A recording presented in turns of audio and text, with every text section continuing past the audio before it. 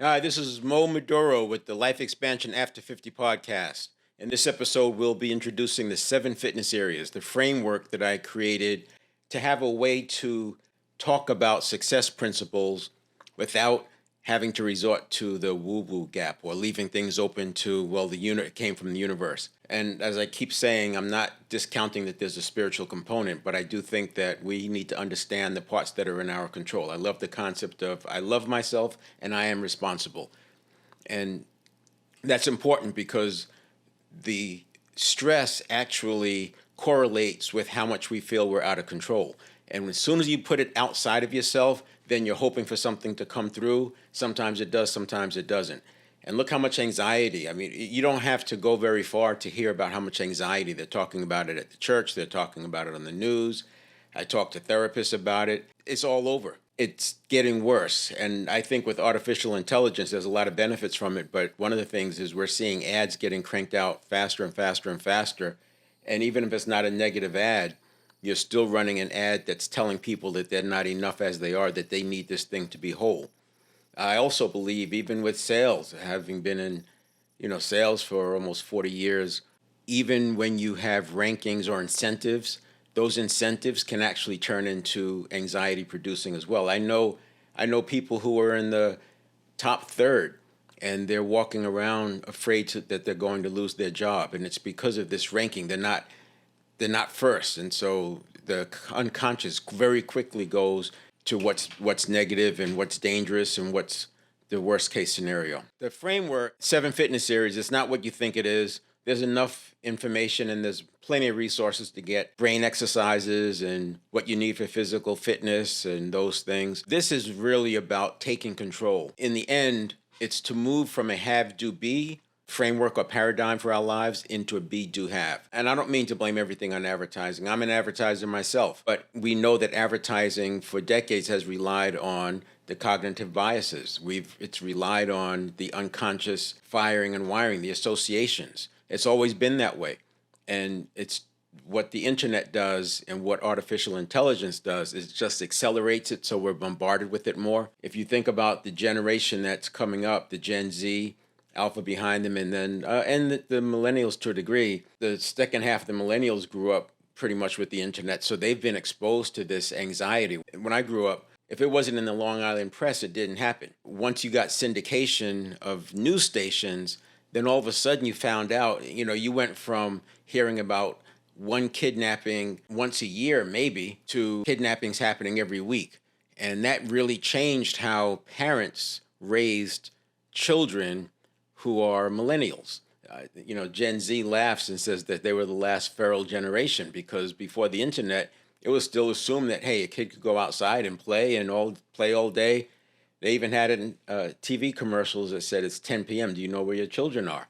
And it was because Gen Z, they just stayed outside all the time. That's the way it was. Boomers too, but I think the Gen Z being raised by boomer parents, and we got through it. So the Gen Z is just, and then they turn over to the millennials, and you've got syndicated news and then the internet, and we know about every single bad thing that happens all over the world instantly. So for those reasons, I wanted to have something that we could talk about it, put it in the physical sense, or at least that you could measure the inputs and the results through the physical senses and not being rely on the woo-woo gap as I talk about. And again, it's nothing against the law of attraction because the success principles are the same. And the law of attraction is very much aligned with what Norman Vincent Peale was talking about, science of getting rich, even William James, what these folks talked about a century ago. It's all aligned as just different names. And believe it or not, if you look at Ralph Waldo Emerson's essays, they very much align with Proverbs. And he mentions Proverbs as he goes through them. Other philosophers, I believe, got their take on things by looking at nature because it is very fractal. Everything is atoms, so it kind of makes sense that you can look at nature and get some senses of what's going on with the human body. But they got it right. They just didn't have the tools to measure and see the brain lighting up in different things that led to the understanding that it's neurons, it's not a mind, where all the associations and the conditioning is.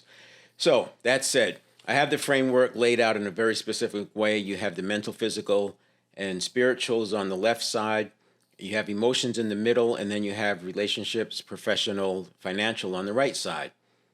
The framework is designed to focus on the internal factors, the things that we control first, and that's the B. And then the do starts with the emotions, what we're going to do, how we're going to respond, and then on the right side, it's the things that we want. Some people will talk about it as health, wealth, relationships, or health, wealth, and love. And I know that the health is on the physical side, if you think about it traditionally, but the other way to look at it is if you have enough finances, it makes it easier to be healthy. And that's how I had to uh, look at it to be able to set it up that way.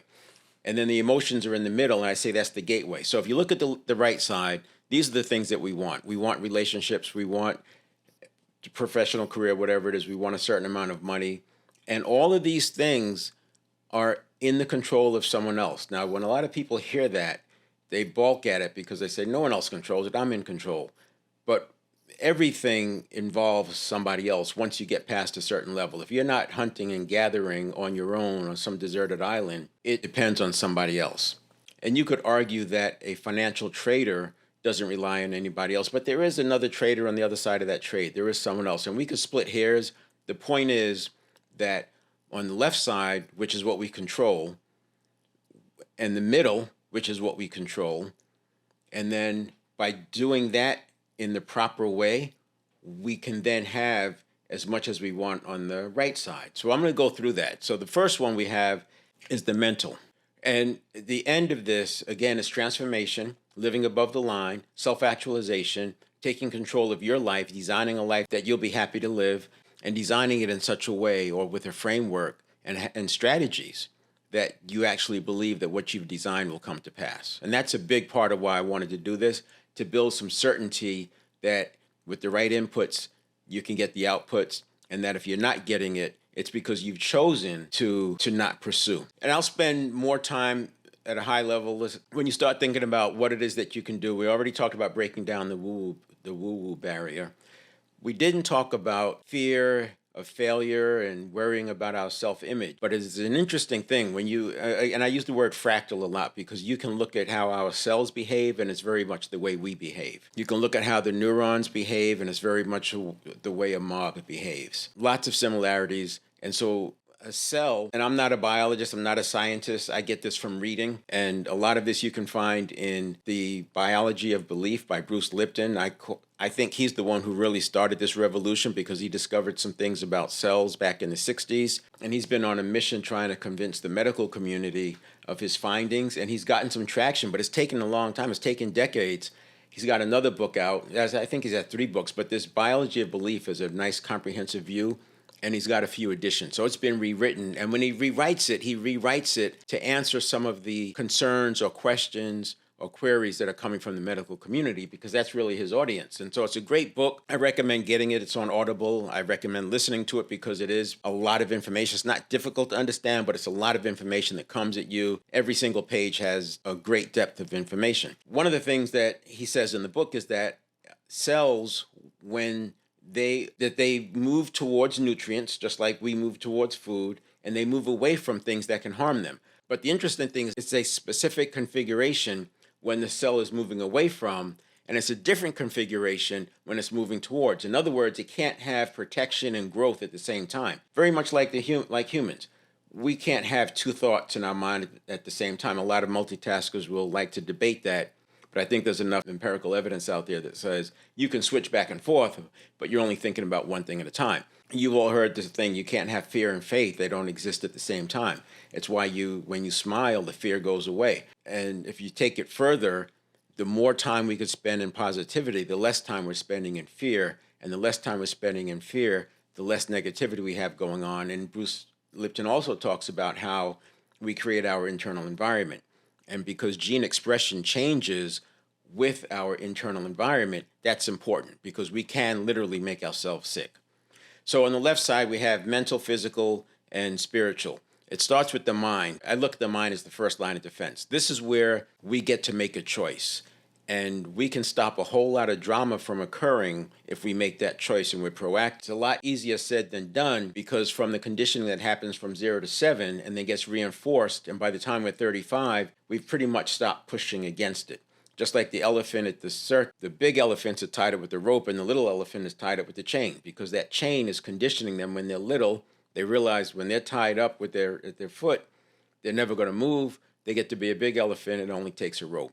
And so we're kind of the same way by the time we're 35 for most of us, or I should say for a lot of us, that by the time we're 35, all we're doing is playing out that same program over and over and over. You've heard me talk about this in previous episodes. So the conscious mind is where we get to make the choice. The next one is the physical. Now, this one is really took some work, because as much as I want to talk about it in the context of the neurons as being part of the physical body, which they are, right? If a person dies, their body's there, the brain is there, the nervous system is still here on earth, the mind and the spirit are gone. But because the unconscious has been called a mind for so long, it's very difficult for people to grasp that. So we talk about the physical in the sense of the internal environment and epigenetics, and the neuroplasticity is also happening in the physical area. But we understand that the conscious mind is being impacted by the unconscious. So it does kind of straddle both of those. We'll work through that. The point is, the physical area, you've got to be taking care of your body with exercise, taking care of your blood, cleansing the blood, detoxing, oxygenation of the blood, that's cleaning it, and of course water and a good diet. When you start thinking about how much your biology has to do with your gene expression and even neuroplasticity, it makes you not want to eat processed foods if you're still eating processed foods. Just think about that. Everything that we are taking in, and by the way, the brain is roughly uses 20% of our metabolism, and just to run our body is 80%. So when you exercise and all that, that's why you can exercise and not see much of a difference, because you're using up 80% of your metabolism just to run the body. I talked about it on a earlier episode that we cannot eat and feel like you didn't eat for 2 days, and why did you not lose weight? Or you ate just a little bit and you gained weight. Why is that? And it has to do with the body is taking out the nutrients that it needs. So the better you eat, there's going to be a better match between what you're eating and what the body needs. So now we've got the physical part. We've got to take care of what we put in our body, because our neuroplasticity, gene expression, epigenetics, all of that relies on it. We can go even further. Now, I'm not going to really talk about energetics, because that gets into less of what you can see with feel in touch with the senses in terms of inputs and outputs. But there's a lot of momentum in the modality of energetics, and it makes sense. And the way Bruce Lipton talks about it is the biologists have embraced, some of them have embraced quantum mechanics, quantum physics. And what that has enabled them to do is start looking at the impact of atoms. Because up until then, if you don't accept quantum mechanics, then you're not looking at the behavior of atoms in the context of this conversation. The last one on the left side is spiritual. And I don't want to talk about this in a religious context at all. I've said, it doesn't matter what you believe, we can have this conversation, because whether you believe in a God or not, or whether you're affiliated with your religion or not, it doesn't matter. The spiritual side I'm talking about here is the part you control. Most of us have an innate sense of what's right and wrong, and we also can be aware of when we're doing right or wrong, and we can be aware that we're doing something wrong, and yet we're still continuing to do it, and we can even be aware that we're aware that we're aware that we're doing something wrong, and we're aware that we're not stopping it, and we continue to move forward. And this is why I go back to the mind being that first line of defense. The mind has the opportunity to intervene. Challenges, the body has been running the program for so long, and 95%, remember, of the time, it's the unconscious running the show. And so what's keeping us doing that thing that we said we're not going to do? And I said right and wrong. It could just be something, you're eating a piece of candy and you said you wouldn't, or you're smoking an extra cigarette, whatever it is. The unconscious has been running the show for so long and running out the same program that the conscious mind is literally fighting against the conditioning. Conditioning and beliefs will always win over willpower. And the conscious mind is trying to use willpower.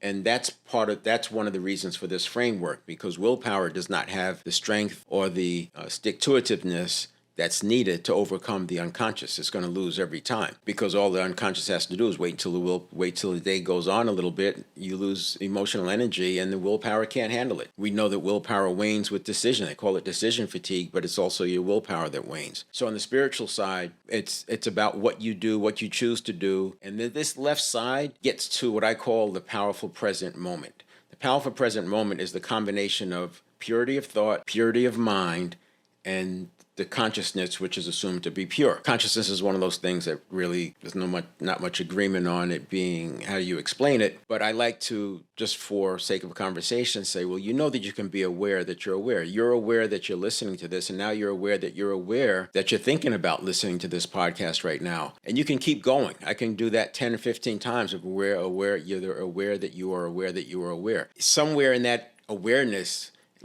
in my mind lies the explanation of consciousness for the sake of this conversation. There are things that you can do on the spiritual side, obviously, things like yoga, meditation, breathing, mindfulness. But that spiritual side, that spiritual area, is what enables us to have a buffer between the conscious and the unconscious.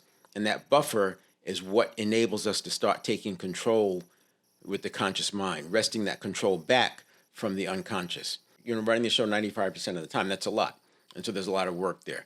So then you got the middle. The middle is emotions. In her book, Dr. Joan Rosenberg makes it very clear that emotions were never meant to be dwelled upon or ruminated about.